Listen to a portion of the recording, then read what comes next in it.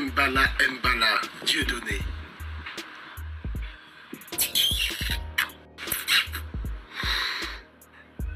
Est-ce que j'ai le droit, avec mon cerveau, de me poser des questions? Est-ce que j'ai le droit de me poser des questions, mais le FC Team Deller, Tazbi et tous ces hypocrites sur les réseaux qui n'ont pas de cervelle vont faire des raccourcis vite. Et cette vidéo s'adresse aux gens qui réfléchissent, sans vanité quelconque. Hein. Est-ce qu'on peut se dire qu'au début il faisait rire, mais est-ce qu'on peut se dire qu'à la fin c'est pas une opposition contrôlée, tout simplement? Je m'explique. C'est vrai qu'il a beaucoup critiqué. C'est vrai qu'il a dit énormément de vérités. Mais arrivé à un moment, est-ce que peut-être il est arrivé à bout et il allait se rendre? Et l'entité, excusez-moi, lui a dit, bon d'accord, mais tu vas continuer quand même. Il faut que tu nourrisses l'antisémitisme. Qu'est-ce que ça veut dire ça? Moi je voulais arrêter mes sketchs. Ah non, non, non. Tu vas continuer tes sketchs, mais à compte-gouttes. Mais pourquoi je veux passer à autre chose? Monsieur Mbala leur a dit, mais je veux passer à autre chose. Et on lui a dit non. Tu vas passer à autre chose, mais petit à petit, à compte-gouttes. Il faut que tu continues à nous taper dessus. Mais je risquerais des problèmes. T'inquiète pas pour ça. Est-ce que j'ai le droit de penser ça ou... Est-ce qu'on a le droit de penser ça? Attention, hein, je critique pas Dieudonné, mais est-ce qu'on peut se dire ça? Est-ce qu'on peut se dire que les personnes les plus virulentes face à une communauté, parce que c'est un humain, il doit en avoir marre de tout ça, de toutes ces pressions? Je sais pas. Oui, mais on va faire comment pour le spectacle? T'inquiète pas. On va... Oui, t'inquiète pas. On va en supprimer 1 sur 2. Faut bien qu'on en supprime. Pour faire croire que... Je sais pas si vous voyez ce que je veux dire. Donc voilà. C'est quelqu'un que j'aime bien. Hein. Mais, wallah l'azim, je commence à me poser des vraies questions. Chacun pense comme il veut. Mais il faudrait qu'on en parle.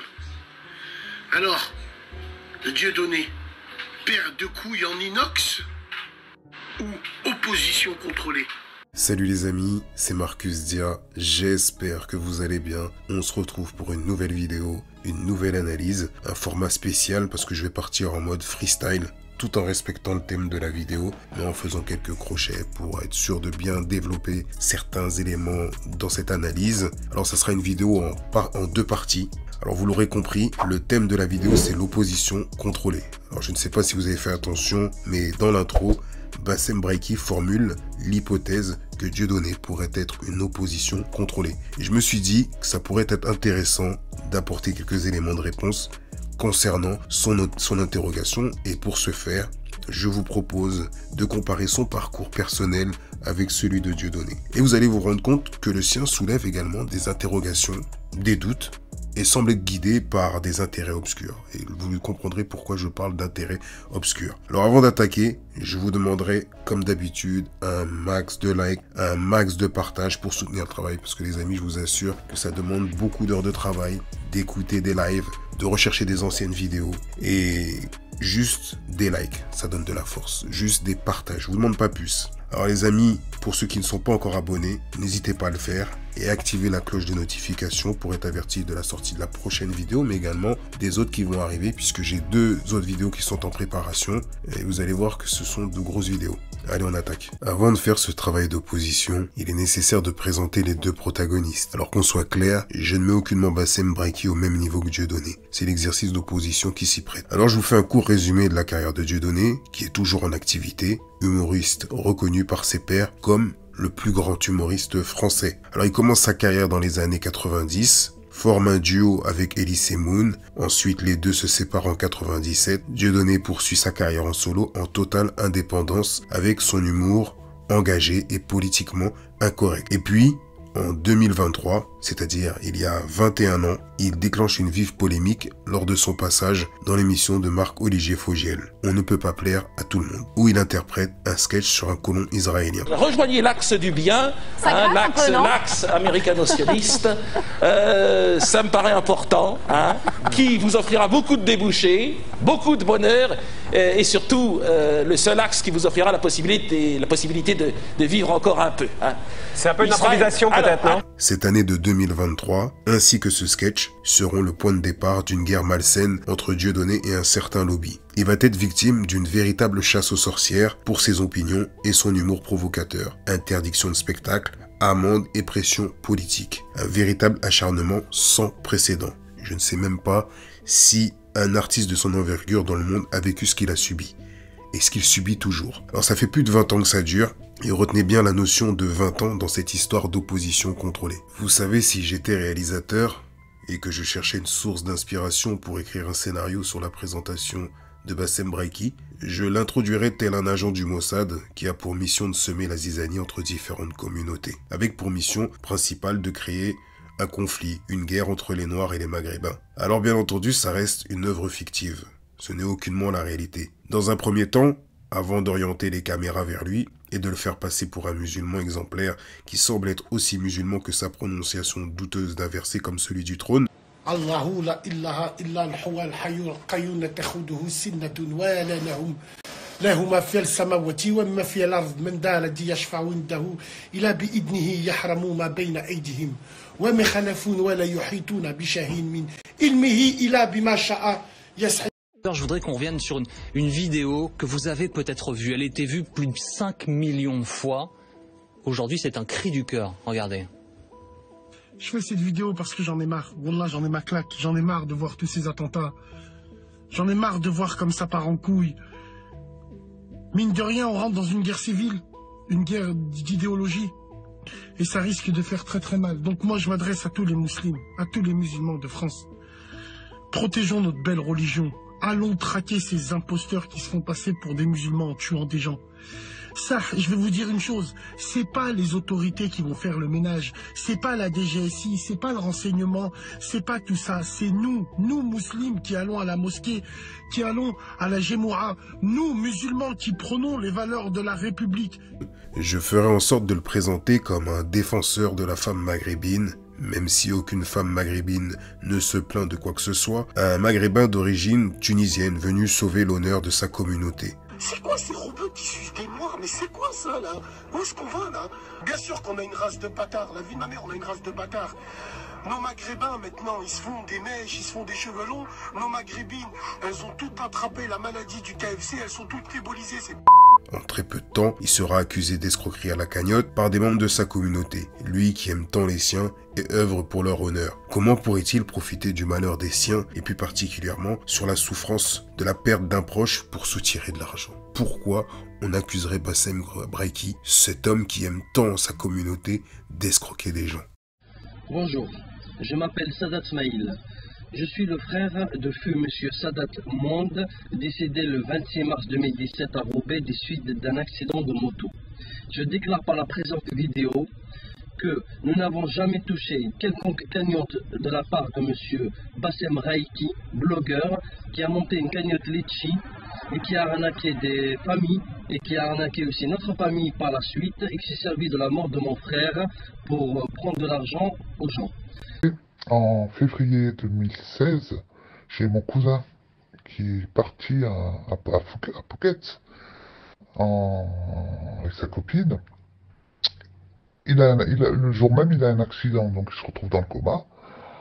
Et une cagnotte a été faite parce que le père, il a de l'argent, mais il fallait l'argent tout de suite, tu vois.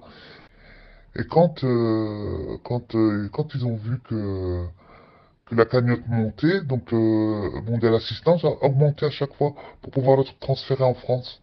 Ce qui fait que, bon voilà, donc il fallait absolument de l'argent. C'était monté 30 000, 50 000, et puis ils demandaient de plus en plus cher pour pouvoir le ramener en France. Enfin bref, il n'y a pas eu le temps. Et donc moi, il y avait la cagnotte, ce que je fais, je la mets sur le groupe de Bassem, et Bassem Bassem, il voit ça, donc je le prends en DM, je dis écoute, voilà, j'ai partagé, je lui explique le cas. Il me dit oui, donc je la pose, après je vois qu'il l'a supprimé. Donc je commence à le prendre en DM, je commence à gueuler, tu sais, je dis attends, il me dit non, mais tu vas me donner le nom de la personne, t'inquiète pas, on va la mettre à mon nom. Le mec, comment tu m'expliques qu'un mec qui veut aider quelqu'un, il met son RIB à lui? Parce qu'il arrive à les manipuler. Il y aura plus de monde, je dis non. Et je vois qu'il crée une cagnotte, et le pire, donc il a repris, parce que ils en ont parlé sur M6, cette histoire, ils en ont parlé partout. Ce qui fait qu'il a repris les journaux, les articles, et sa cagnotte, bah, si tu le connaissais sur Facebook, a commencé à monter. Et là, j'ai appelé ma famille, mon frère était au chevet de mon cousin, parce qu'il est parti vite le rejoindre. Il a appelé ses potes, donc les potes du Nord, les potes de Marseille, partout. Ils sont venus me menacer. Moi, entre-temps, je téléphone à Litchis, donc j'explique le cas, je leur montre les preuves. Ils m'ont dit, ok, on va la bloquer en attendant, tu vois. Donc, parfait, parce qu'ils l'ont complètement... Ce con, il l'avait mis à son nom en plus. Ce qui fait qu'elle a été fermée, et il s'est excusé. Et ma famille l'a forcé à s'excuser. Je crois qu'il avait fait une petite vidéo où il s'excuse, et puis voilà. Après, si c'est pour de l'argent, Brahim, je fais des cagnottes, la tombe de mon grand-père, on rembourse. On a fait le virement. Donc Bassem veut être le plus transparent possible. Alors moi, ce qui m'intéresse, c'est même pas le RIB ni le virement. Il y a marqué Combas au-dessus du compte. Qu'est-ce que Combas? Donc Combas, en fait, est une société qui appartient à Bassem Braiki. Donc il récolte les dons des cagnottes sur un compte professionnel, donc de sa SASU. Donc il y a une société qui a forcément besoin d'un comptable. Pour vous dire à quel point il sait comment faire à tout, pour les cagnottes, pour tout.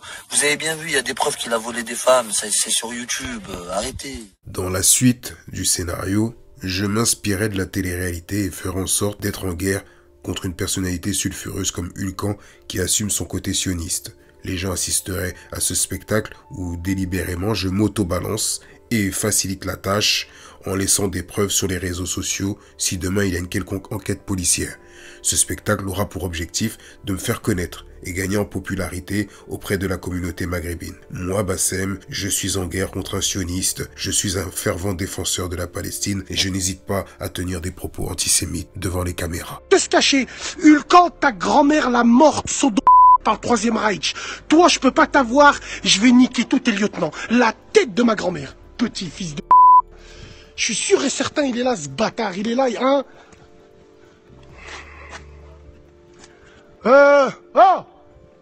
On va frapper dans les maisons, frère, hein. On s'en fout, hein. Appelez-moi Youssouf Fofana, on va vous refaire une Ilan Halimi, bande de fils de... Vous méritez que ça, Wallah, vous méritez que ça. Je me répète, enregistrez bien. Bassem Vénitieux, on va refaire une Ilan Halimi. Appelez-moi Youssouf Fofana. Il veut jouer avec moi, je suis un cerveau. Je suis un cerveau, il joue avec moi alors que c'est un singe. Sérieux? Un chimpanzé veut affronter un homme. Un chat gouttière contre un loup. Il voulait quoi? Ça allait se finir comment? Il a insulté ma grand-mère? Voilà. Lui il a insulté sur son chat, moi je l'insulte pour de vrai, ça me va. Ok?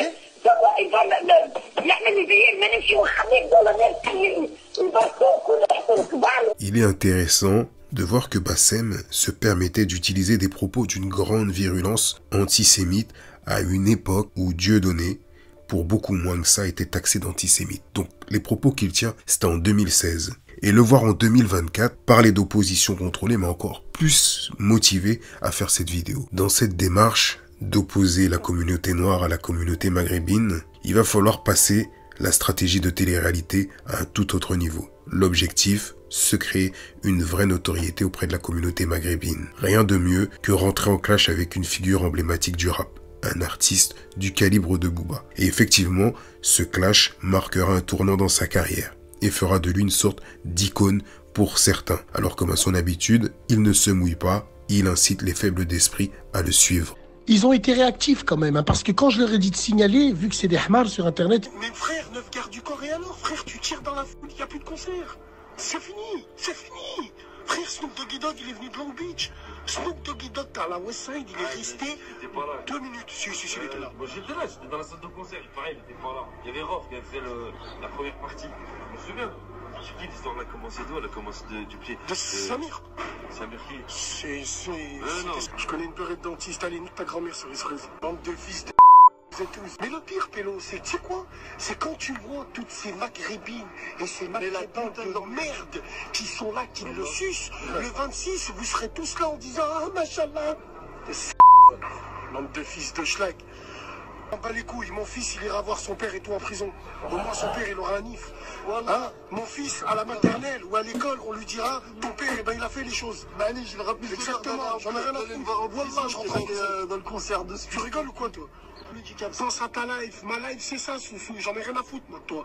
Beurrette à nègre.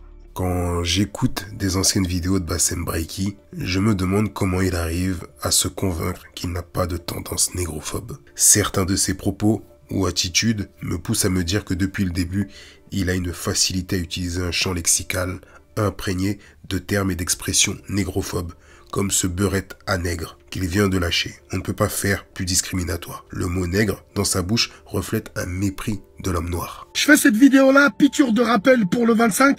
Frères lyonnais, frères de Toulouse, de Strasbourg, de Nice, de Marseille qui vont arriver.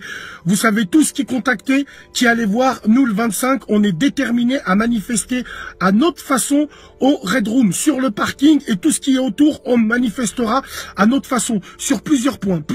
Aujourd'hui, on veut pas que Eli Yafa dit Bouba. Bouba, non, on l'appelle plus Bouba depuis qu'il est plus avec Eba Ali. Dans ce passage, il dit on ne te respecte plus Bouba car tu n'es plus avec Ali. Donc concrètement, Bouba n'est plus avec son binôme maghrébin. Et ce message révèle la dynamique de domination que je vous avais expliqué dans ma dernière vidéo quand j'ai fait le décryptage du live où ça parlait de pendaison et de ratonnade sur des noirs du 91. Pour ceux qui s'en souviennent, ils avaient tout le temps ce besoin de dire que les noirs sont dépendants des maghrébins, qu'ils ont besoin des maghrébins. Et dans son discours, on ressent le refus d'émancipation de Bouba, tel un esclave. Quand j'écoute ces paroles, moi j'ai vraiment le sentiment que Bouba a perdu toute légitimité ou respect, car c'est un noir qui n'est plus identifié à la communauté maghrébine. Et vous comprendrez mon raisonnement quand on va aborder un peu plus loin dans cette vidéo le cas de Rof. Pour nous, à Lyon, c'est zéro.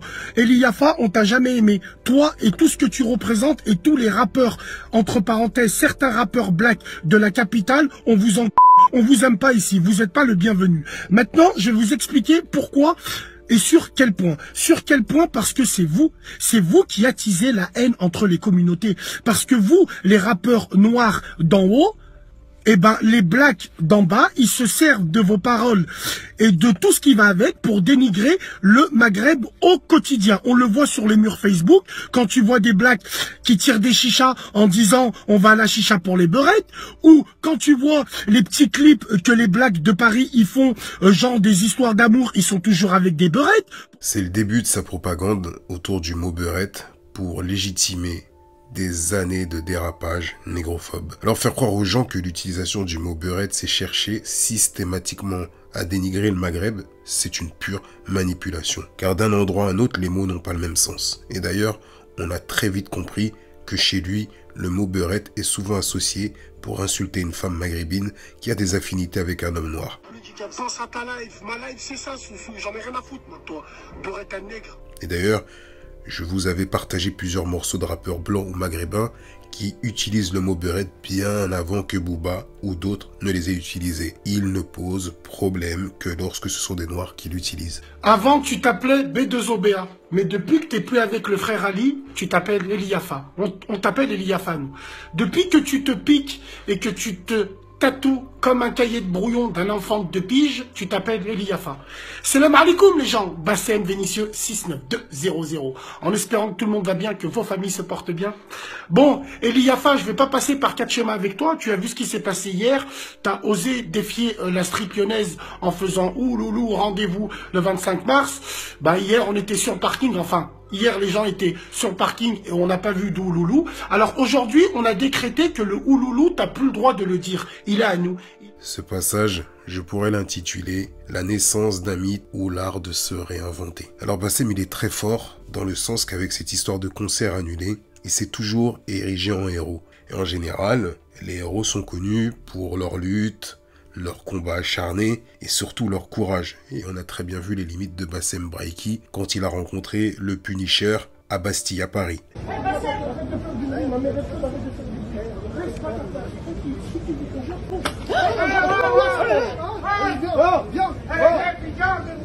Tranquille, je fais rien, les gens ils filment, je fais rien, aucun. Bassem il s'est mangé une patate hein. Choc émotionnel. Choc émotionnel. Il t'a rattrapé mon frère. La rue c'est la rue, je joue pas avec le net, on l'a déjà dit c'est Bah ouais mon pote. Toute patate, t'as dit je fais rien. Je fais rien de quoi? Je mets une patate, je fais rien. Je mets une ZP. Là j'enlève mes lunettes parce que c'est sérieux là. 50 balles. Hein, t'ambiances les petits, c'est oui, pour qu'à la fin, un gars vax. Normal, le Renoir c'était même pas un gars de la street. C'était un gars qui fait du sport, il passait au calme. Il t'a mis une calotte dans l'oreille. En mode Boris Becker. Voilà, Boris Becker. Voilà, là-bas, ça se voit, ce gars-là, c'était un gentil garçon. Mais t'en as mis une belle, hein. Non, tranquille, je fais rien. Je fais rien. Simule, il y avait des voitures de keufs en face, tu nous as fait des trucs à l'ancienne. Quand on était en primaire. Attends, il y a mon daron. Attends, je peux pas. Et donc, comme je vous disais, lui, il a choisi une voie différente, celle de se réinventer à travers cette légende qu'il a lui-même forgée depuis des années. Et le pire, c'est que ça fonctionne, car le monde ne retient que ce qu'on lui présente, alors qu'après ce show, des vidéos enregistrées à son insu ont été dévoilées et on a pu se rendre compte qu'en vérité, il était en mode serpillière, en train de supplier, de négocier avec un collaborateur de Booba. Il était prêt à faire la promo pour la marque Uncut de Booba. En vérité, ce showcase a été annulé tout simplement pour des raisons de sécurité. Donc moi je te dis Brahim, viens négocier entre nous. Dis-leur d'arrêter tout. Après, toi et moi, on va ensemble. T'as ma parole comme tu veux, viens chez moi, on va ensemble. Je fais une vidéo, Booba il n'a pas perdu ses couilles, il a dit qu'il allait venir. Salim il n'a pas perdu ses couilles, il a dit qu'il allait venir. Et moi quand je fais une vidéo, tout Lyon m'écoute. Tout Lyon. C'est pour vous que je dis ça. Après, si c'est pour de l'argent, Brahim, je fais des cagnottes, la tombe de mon grand-père, on me rembourse. Ma mère, la me rembourse. Moi, je suis un grand fils. Hakkarab, on me rembourse. Brahim, le tue. Bassem, je suis un bonhomme ou je suis pas un bonhomme? Tu es un bonhomme. T'inquiète pas. Juste ça. Laisse-moi te rappeler, t'inquiète pas. T'inquiète même pas. Brahim, frère, on est des musulmans. Brahim, regarde, on est des musulmans, ça veut dire dans la connerie, on est déterminé, mais on a un grand cœur. Brahim, t'as ma parole d'homme. Si tu rends de 15 000 à Salim, si vous lui rendez, et même Booba, normalement, c'est un Z, Booba, il doit dire, écoute, vu la tension, garde la caution. Après, Brahim, tu t'arranges avec moi. Je partage ton magasin sur mes murs Facebook, ma mère, tu rempliras jamais tes caisses de quand tu te verras la remplir. Vous comprenez rien, vous réfléchissez pas, frère. Toi, tu penses à Booba, pense à toi, mon pote. Tu prends des commissions, demain, je vais dans ton magasin, je fais une vidéo, je suis un fils de tu rentres pas 10 euros. Écoute, Bassem, je vais te dire un truc. Moi, tu sais, c'est quoi qui me gêne? C'est même pas la soirée. C'est en fait comment t'as osé faire tout ça sans venir nous voir avant et t'as lancé un truc. T'es venu nous emmerder comme ça. J'ai dit, Booba, tu viens, je te suce. Mon fils, à l'école, ça commence à lui dire Haja. Salim. Mais pourquoi t'as parlé? C'est ça? Salim, jamais. Apprendre. C'est pas moi le monde de la nuit. Il vient pas. Tu fais une annulation préfectorale. Tu perds pas tes couilles. Je perds pas mes couilles. Il perd pas ses couilles, lui. Arrêté préfectoral, c'est la mairie qui nous a dit on peut rien faire. Après, maintenant, au niveau du Red Room, frère, tu vas perdre la soirée. Si c'est des clients qui te manquent, on va te ramener. Et me dis pas, ouais, mais on a plein de clients, haja comme ça. Je connais des gens, je connais des rappeurs, tu les fais ramener, ils viennent blèche. J'ai qu'une seule parole. Il vient chanter seul. Je vais t'expliquer une chose. Si t'annules Booba, Salim, Rabbi Amini, des mecs comme Rof, des mecs comme tout ça, et j'étais au téléphone avec eux, ils attendent que ça. Ouais, bah c'est Booba, bon, on a arrêté son concert, mais j'en ai rien à foutre. Il est très très intelligent. Il sait comment répondre et comment faire à chaque moment. Vous comprenez pourquoi il endoctrine des cerveaux? Il sait comment faire. Je fais un petit crochet pour parler du cas de Rof, puisqu'on a pu entendre dans l'audio comme quoi Bassem dit je peux te ramener des mecs comme Rof, j'étais au téléphone avec des mecs comme Rof et d'autres. Alors je me souviens du message que Rof il avait adressé à l'époque à Bassem, et je vais vous le lire. Bien entendu, je vais pas vous lire l'intégralité, en plus c'est un long message, donc là il y a juste une petite partie. Bassem, on se connaît pas, mais je dois te passer ce message fédérateur. Si un maghrébin ou un blanc disait ma PUTE me fait du maélé, du gombo ou du mafé, en tant que noir et fier de l'être, on va, sans l'ombre d'un doute, grincer des dents et se mettre en colère, comme toi, je l'accorde complètement. Donc concrètement, la référence, elle est par rapport au morceau de Booba où il dit « Ma PUTE me fait le couscous ». Alors quand tu lis ce passage, où Rof t'explique qu'il savait que ça allait péter quand il a entendu « Ma PUTE me prépare le couscous », ça veut dire qu'il y a des personnes qui sont prêtes à rentrer en guerre pour ce genre de phrase. Ces personnes, dotées de toutes leurs facultés mentales, n'ont pas assez de recul pour comprendre que n'importe qui peut cuisiner et apprécier des plats variés sans que cela définisse une identité culturelle ou des origines. Que le couscous, qui est un des plats préférés des Français... Connaissez-vous le plat préféré des Français? Figurez-vous qu'un récent sondage a révélé que si la traditionnelle blanquette de veau arrive toujours en première place, c'est le couscous qui arrive en seconde position, coiffant ainsi sur le poteau les moules frites et la côte de bœuf. N'est pas forcément cuisiné par une femme maghrébine ou mangé dans un restaurant maghrébin. Alors si demain, je prends la même phrase et remplace couscous par raclette, ça ne signifie pas que la PUTE est française de souche, au même titre qu'elle n'est pas espagnole parce qu'elle prépare une paella. Donc là, ça en devient encore plus risible du fait qu'en banlieue, tout le monde est mélangé et ça ne devrait même pas être choquant d'entendre quelqu'un dire ça.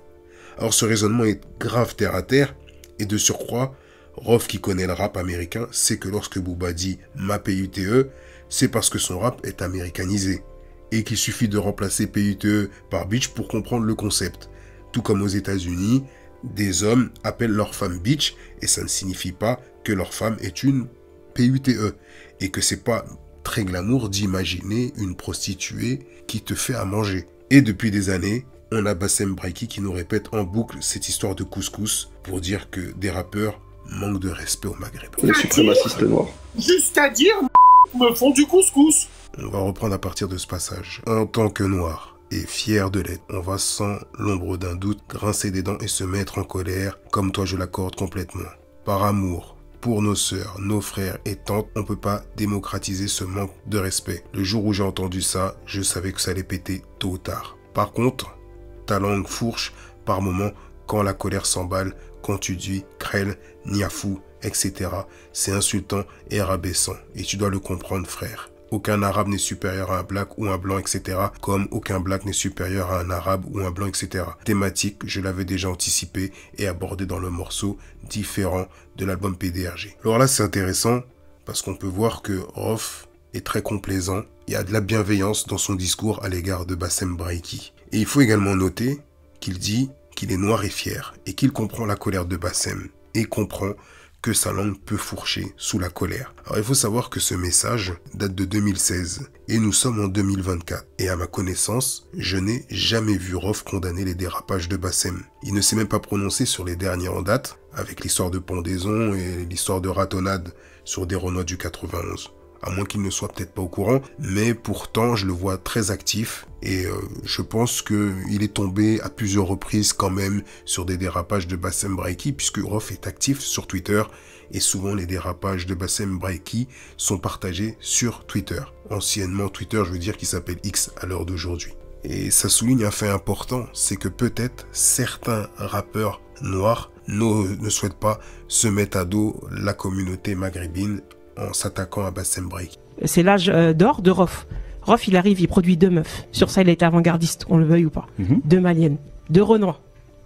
Alors que Rof, il est quand même, tu vois, les rebelles aiment beaucoup. On est de Vitry, 9-4, machin.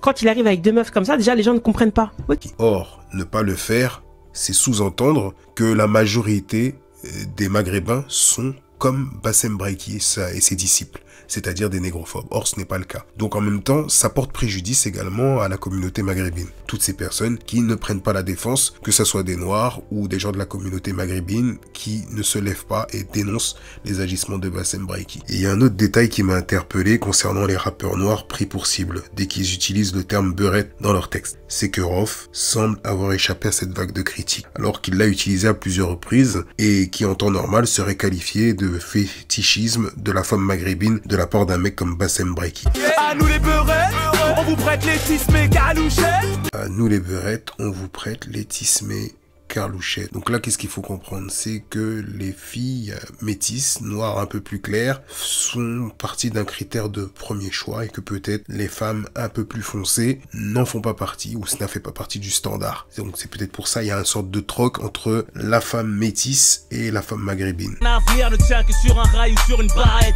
Nous on a le beurre, l'argent du beurre et toutes les beurrettes.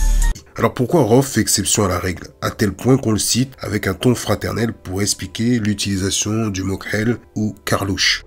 Et vous aimez pas qu'on emploie notre derija pour parler du mot noir khel.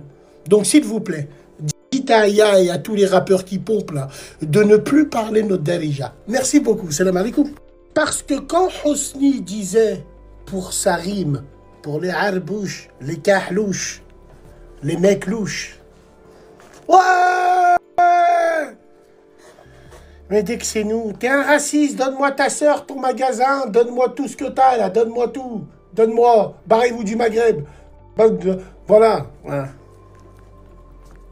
Bassem, en grand manipulateur, tente de nous faire croire que lorsqu'il utilise ces mots, c'est juste pour désigner une couleur, mais pourquoi systématiquement les utiliser dans un cadre hostile ou bien souvent pour insulter? Ferme ta gueule, Carlouche. Ferme ta gueule. Tu peux fermer ta gueule un peu?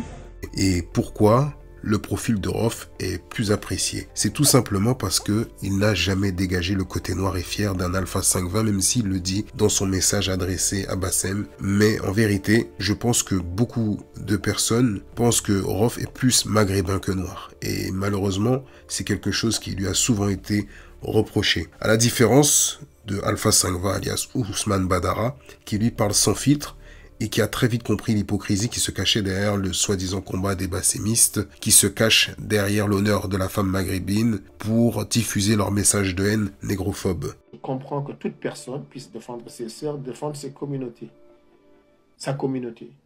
Mais là où il y a un problème, c'est, en fait, je remarque chez beaucoup de maghrébins, beaucoup d'hypocrisie et beaucoup de fourberie. Ils ne veulent pas défendre leurs sœurs.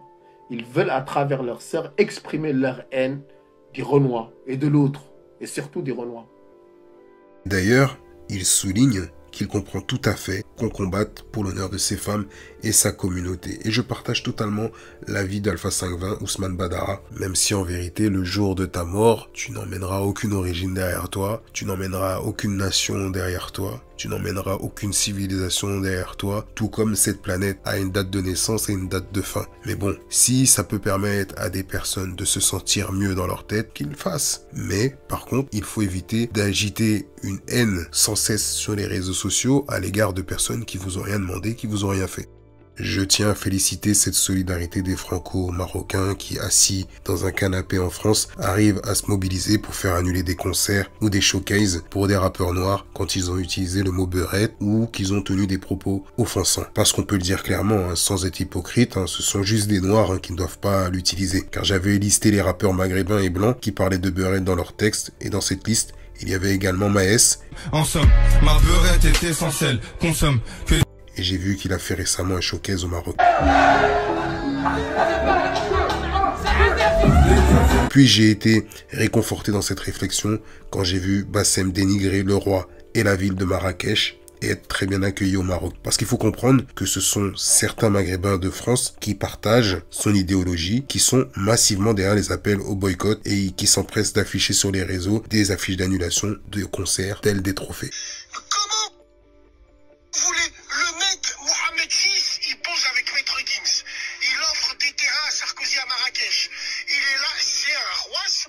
La tête de ma mère, je comprends mieux pourquoi Marrakech c'est pire que l'enfer. Et ouais, parce que quand t'as un roi qui cautionne ça, c'est un truc de fou.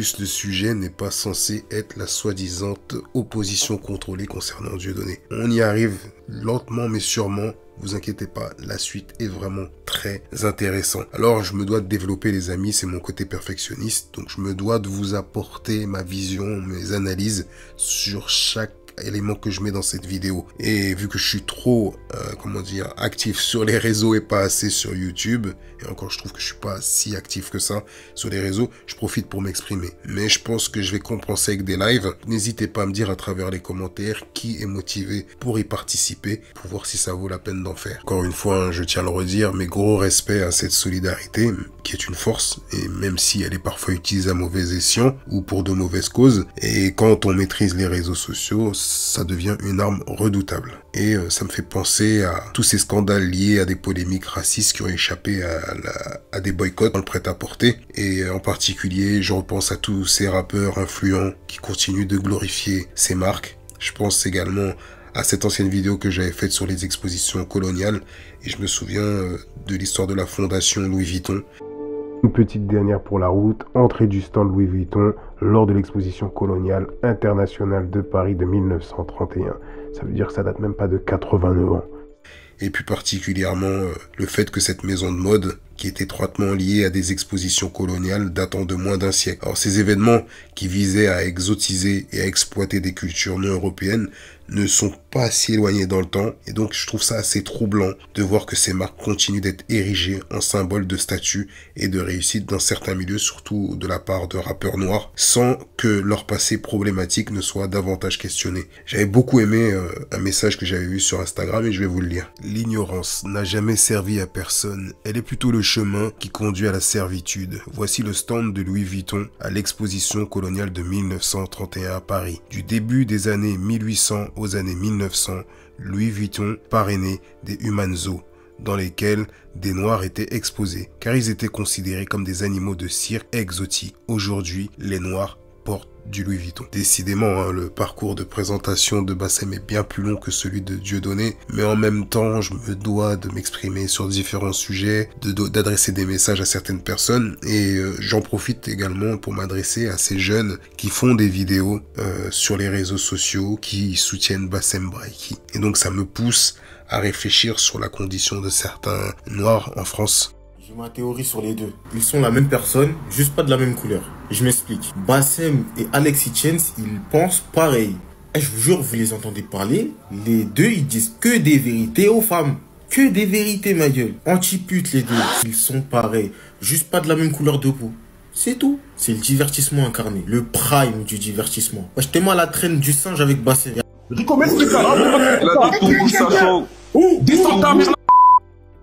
J'en ai pour tout le monde. Alexis Chance, tout le temps, il en a des trucs sur lui. Ah, les deux, c'est incroyable. Je vous jure, les deux, c'est trop fort, les gars. Carrément, je me pose là, je regarde leur live, je me tape des barres pendant 1 heure, 1 heure et demie. Normal. Normal. Continuez, les gars. Vous êtes bons. Eh, les frères, je sais pas si je suis fou, mais les frères, dites la vérité. Et là, je vais plus parler aux garçons. Les garçons, en vrai, dites la vérité. Bassem le Lyonnais. En vrai de vrai, il est pas méchant drôle. Je sais pas, moi je le trouve méchant drôle. Oh, il me fait rire. Après, c'est vrai qu'il tient des propos que moi, je suis pas d'accord. Ça, c'est vrai. Ça tient qu'à moi, c'est ses propos. Je suis arrivé à me demander comment certains noirs peuvent être aussi laxistes face à des discours négrophobes. Vous avez entendu le jeune, il dit pas d'accord avec ces discours, mais je le trouve super drôle. Et cette attitude, qui est loin d'être anodine, est non seulement inquiétante, mais elle est également le reflet d'une société où les principales victimes banalisent de plus en plus les violences à leur encontre, à tel point que ce sont majoritairement des politiques et des personnalités d'origine française, dites de souche, et maghrébines, qui ont pris l'initiative de signaler les derniers dérapages et agissements de Bassem Braiki durant le live que j'ai décrypté la dernière fois. Passivité est non seulement dangereuse, mais elle participe également à une forme de complicité dans la banalisation des actes négrophobes. C'est une des raisons pour laquelle je critique souvent des médias dits pro-noirs qui diffusent en boucle des actes racistes et souvent majoritairement contre les noirs. Mais ils se rendent pas compte en fait que en diffusant en masse, en boucle, ces actes, plutôt que de mettre en place des cellules pour les combattre sur le plan juridique, eh ben non seulement ces vidéos entretiennent un sentiment de victimisation, mais elles t'enferment dans une prison mentale.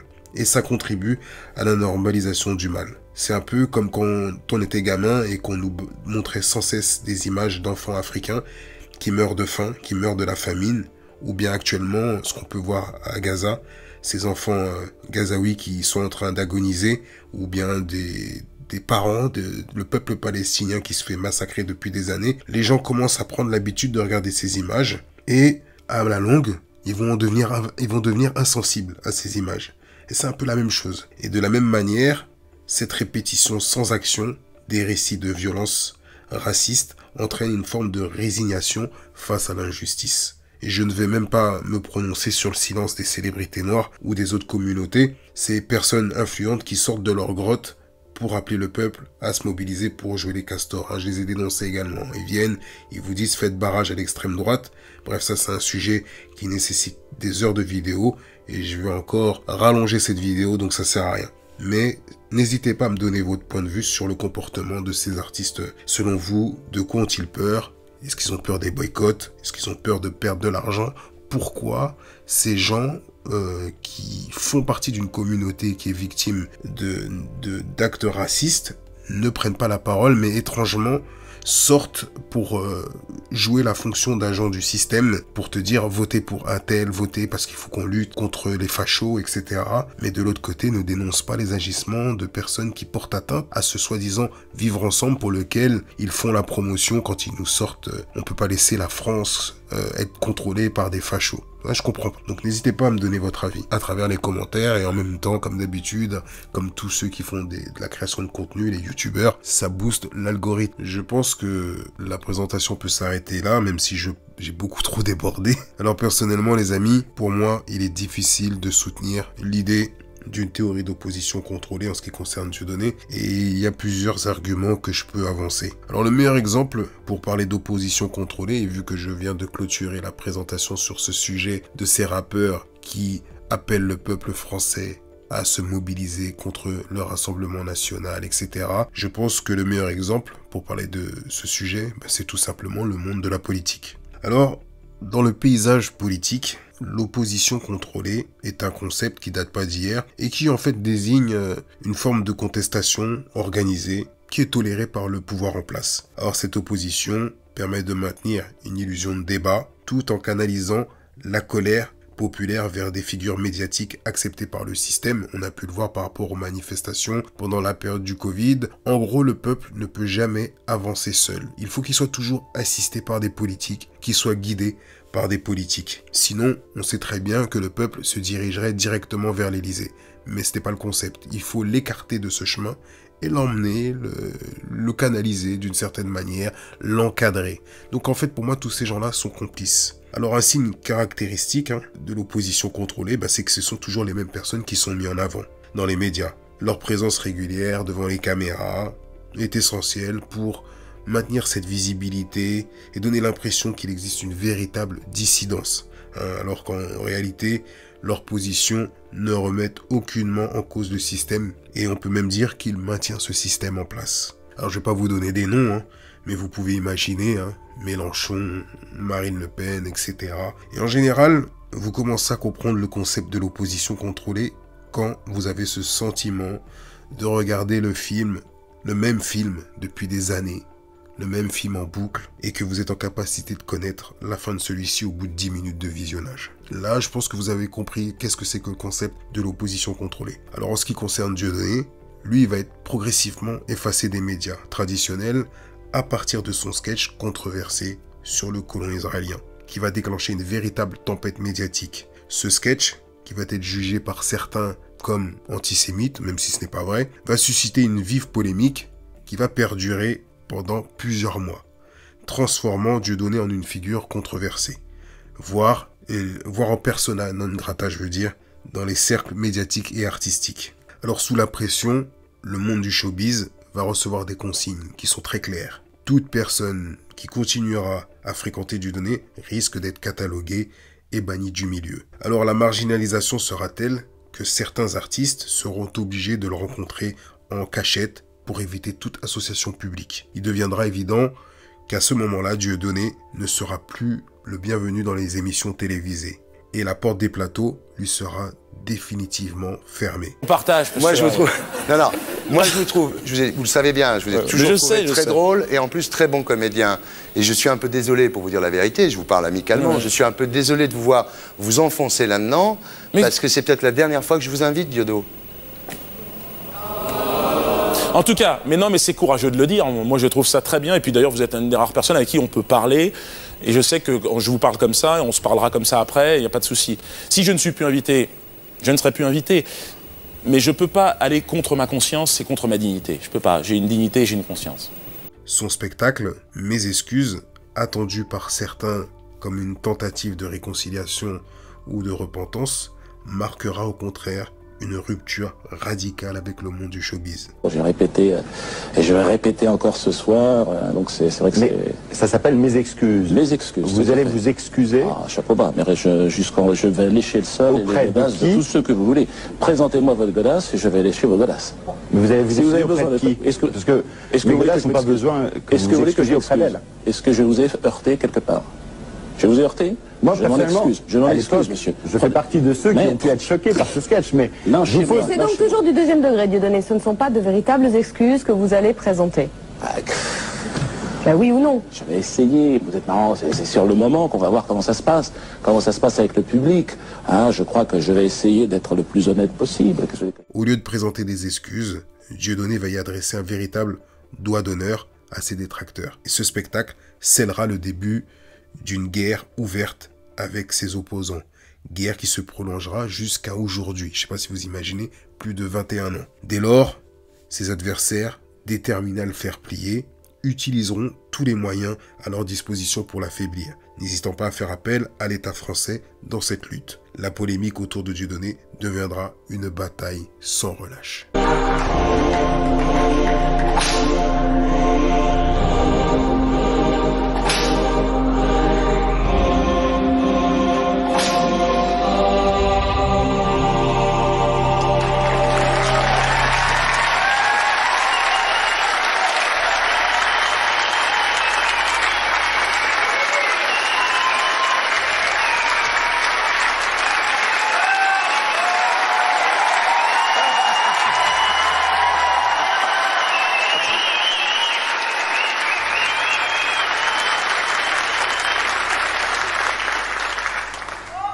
Je m'excuse.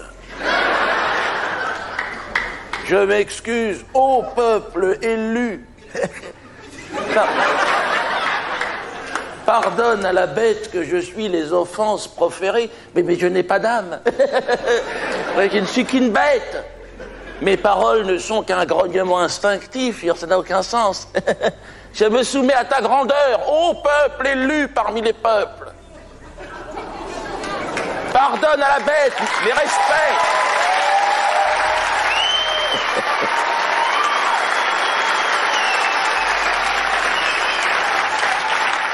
Merci de m'avoir épargné.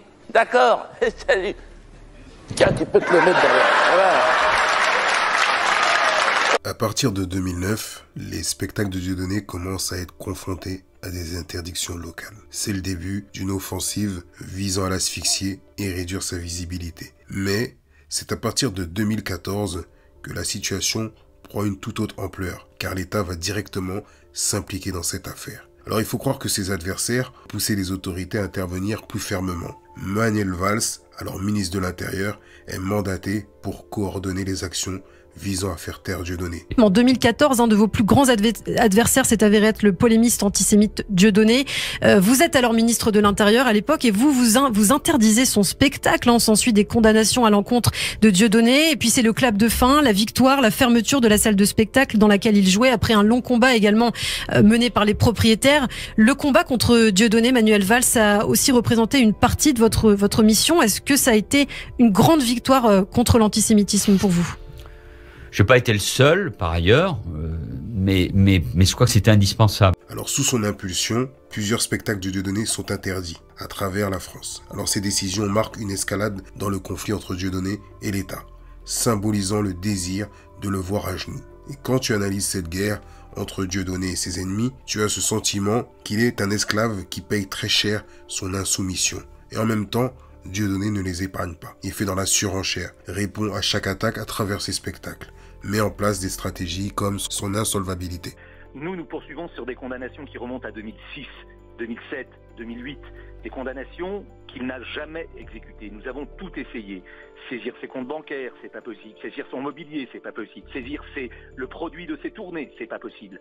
Il a manifestement organisé son insolvabilité de façon délibérée pour échapper à ses créanciers qui sont pas seulement les associations, mais également et surtout l'État français. Alors j'ouvre une petite parenthèse. Il faut savoir qu'avant de devenir subitement un fervent défenseur de la politique israélienne, et de se voir missionné pour censurer les spectacles de Dieudonné, Manuel Valls adoptait quelques années auparavant une posture bien différente de celle qu'il a actuellement. En tant que maire d'Évry, il n'hésitait pas à soutenir la cause palestinienne et à dénoncer ouvertement les violences et les injustices perpétrées à Gaza. Il critiquait fermement les actions israéliennes et exprimait son empathie envers le peuple palestinien. Un discours qui résonnait étrangement avec celui de Dieudonné.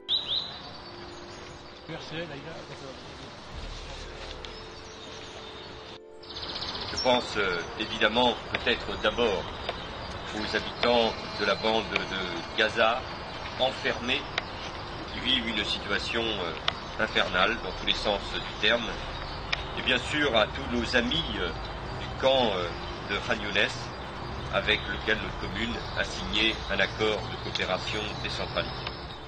L'édification d'un mur honteux, la poursuite des colonisations, le sort des prisonniers, l'absence de dialogue, l'humiliation, bref, des événements qui ne vont pas dans le sens de la paix, l'accumulation insupportable, il y a encore quelques heures, de victimes. Ce sont là les raisons d'une fracture qui ne guérit pas et les signes incessants d'une région meurtrie par la violence qui appelle la violence et le désespoir. Et à partir de 2011, son discours va radicalement changer. D'ailleurs, j'aime bien la date de 2011 parce que ça me fait penser que c'est à la même période que le théâtre de la Main d'Or va être racheté par des Israéliens. Et on va dire que ça serait quand même assez pervers d'avoir fait ça délibérément, puisqu'à cette époque, Dieudonné avait un bail en cours jusqu'à 2019. Et donc, le passage du 11e arrondissement accueille uniquement les spectacles de Dieudonné, à tel point que le lieu est considéré comme le QG de l'humoriste controversé. Une publicité dont le bailleur, une banale SCI, se serait bien passée. Lorsqu'ils ont racheté les murs en 2011, les 3 gérants ont hérité du locataire sans savoir qu'il s'agissait de Dieudonné. Il va subitement passer de la critique à une alliance éternelle d'Israël. Lié de manière éternelle à la communauté juive et à Israël. Quand même. Et une défense intransigeante de ses actions, tout en se plaçant en première ligne dans la répression de la liberté d'expression de ceux qui continuaient à soutenir la Palestine. Dieudonné en tête, affirmant lors de son passage au CRIF en 2016 que l'antisionisme est une forme voilée d'antisémitisme. De ce fait, il condamne ce qu'il était auparavant, vu qu'il était lui-même un fervent défenseur de la Palestine. Je ferme la parenthèse. Il y a l'antisémitisme des beaux quartiers. Il y a aussi l'antisémitisme dans les quartiers populaires d'une jeunesse radicalisée. Et puis, il y a la haine d'Israël, il y a l'antisémitisme et il y a l'antisionisme, c'est-à-dire tout simplement le synonyme de l'antisémitisme et de la haine d'Israël. Ils ont acquis un bien immobilier, ils ont trouvé une situation juridique existante et ils ont réalisé très récemment qu'il y avait une grosse polémique. Ce sont des gens qui sont investisseurs, ils ont un bail, et ils sont venus me voir tout simplement parce que, concomitamment, il y a eu des éléments qui leur ont paru ne pas correspondre à un strict respect des clauses et conditions du bail. Autrement dit, les propriétaires cherchent les possibilités légales de mettre fin au bail, mais Dieudonné s'avère être un locataire exemplaire, jamais un retard de loyer. En lui retirant par la suite le théâtre de la Main d'Or, qui lui permettait d'échapper aux annulations de salles, de contrats, de combattre la censure, de préserver sa liberté d'expression et surtout d'entretenir une relation directe avec son public, les adversaires de Dieudonné ont frappé très fort. Un coup dur qui visait à l'affaiblir sur le plan symbolique et logistique. Pourtant, ce geste ne représentait qu'une première étape dans leur démarche. L'affront que représentait à leurs yeux son insoumission et sa liberté de parole était impardonnable. Ils n'ont pas simplement cherché à lui enlever un espace physique où il pouvait travailler, mais à poursuivre leur entreprise de sanctions contre un homme qui refuse de courber les chines. Alors leur objectif était de lui faire payer le prix de son défi aux règles établies et de son refus de se plier aux pressions extérieures. Et ce, jusqu'à aujourd'hui, comme peuvent le témoigner les différentes annulations de spectacles en 2024 ou 2023. Ils ne l'ont jamais lâché. Alors, pensez-vous réellement qu'il s'agit d'une opposition contrôlée après les multiples condamnations? Quand tu fais partie de l'opposition contrôlée, et on peut le voir avec des politiques qui ont des problèmes de justice et qui s'en sortent à chaque fois, est-ce que, pour vous, Dieudonné fait partie de l'opposition contrôlée? En général, tu bénéficies de privilèges. Tu esquives des condamnations, on te laisse quand même une marge de manœuvre. Dites-vous que depuis toutes ces années, ils ne l'ont jamais lâché. Ils l'ont effacé des médias mainstream jusqu'à des médias alternatifs. D'ailleurs, on en reparlera, mais pour l'instant, on va s'intéresser à l'un de ses pires ennemis, qui n'est autre que Alain Jakubowicz.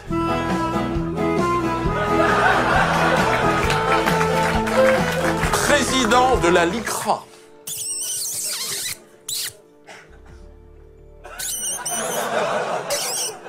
Le reste, tu finis à pied. Alors là, on a affaire. Selon cet homme, je serais l'incarnation du mal absolu.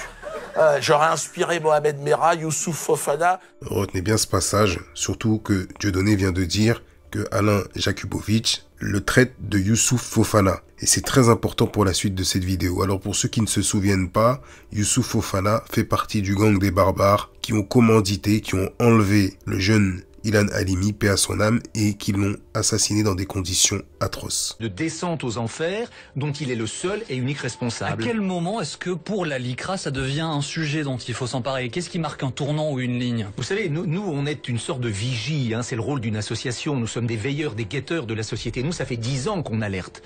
Nos premières décisions, on les a obtenues en 2006. Et ces décisions ne sont toujours pas exécutées à ce jour. Donc en fait, aujourd'hui, effectivement, le regard public s'ouvre sur ce qui s'est passé, sur ce qu'est la véritable personnalité de ce qui était un humoriste et qui aujourd'hui est un activiste politique. Voilà, je veux dire que nous, c'est un vieux combat que nous menons. Dans ce passage, Alain Jakubowicz, président de la LICRA à cette époque, la LICRA qui est connue comme une association contre le racisme et l'antisémitisme, se décrit comme une sorte de vigie de la société. Le mot vigie dont il fait référence, c'est une personne qui a l'habitude d'observer de loin, par exemple sur des bateaux. C'est la personne qui observe et essaie de repérer s'il y a des obstacles, voire même des fois des ennemis, comme des pirates. Et là, en gros, il sous-entend que la LICRA est constamment en alerte face aux dérives racistes et antisémites. Pourtant, et c'est là où je trouve ça très étrange, il n'a jamais constaté que Bassem Braïki tenait des propos antisémites d'une gravité alarmante. J'ai même l'impression que Bassem a échappé depuis le début de son arrivée sur les réseaux sociaux au radar de cette association. À plusieurs reprises, il a commis des dérapages, par exemple des discours antisémites choquants. De se cacher, Hulkan, ta grand-mère la morte, Sodom par le Troisième Reich. Et il s'est même qualifié de Youssouf Fofana. Et souvenez-vous, tout à l'heure, il y a quelques secondes, je vous montrais que Alain Jakubowicz taxait Dieudonné de Youssouf Fofana. Appelez-moi Youssouf Fofana. On va vous refaire une Ilan Halimi, bande de fils. Vous méritez que ça. Wallah, vous méritez que ça. Je me répète, enregistrez bien. Bassem Vénitieux, on va refaire une Ilan Halimi. Appelez-moi Youssouf Fofana. Et je ne parlerai pas des discours négrophobes de Bassem, car ça doit certainement passer en second plan pour la LICRA, qui de base s'appelait la LICA. Donc c'était la Ligue internationale contre l'antisémitisme. Par la suite, ils vont devenir la LICRA. Donc il a tenu des propos abominables, allant jusqu'à s'identifier à Youssouf Fofana, le bourreau d'Ilan Halimi, paix à son âme. Ce jeune homme qui a perdu la vie dans des conditions inhumaines. Une telle provocation dépasse de loin tout ce que Dieudonné il a pu faire durant toute sa carrière. Et Dieudonné reste dans l'humour. Mais il n'a jamais fait ce genre de choses. Et donc il est légitime de se demander comment une association comme la LICRA, qui se veut soi-disant vigilante, à l'affût de toute dérive raciste, de tout dérapage raciste, a pu passer à côté de ceux de Bassem Braiki durant plusieurs années. C'est assez étrange. Les amis, on arrive à la fin de cette première partie, sinon le format va être beaucoup trop long et je sais qu'il y a des gens qui vont décrocher, donc on va attaquer le deuxième épisode dans quelques jours. N'oubliez pas d'activer la cloche de notification pour recevoir la notification de la sortie de ce prochain épisode et nous allons essayer de comprendre comment est-ce que c'est possible que quelqu'un comme Bassem Braiki échappe au radar d'associations comme la LICRA ou même de l'État français. À bientôt, peace.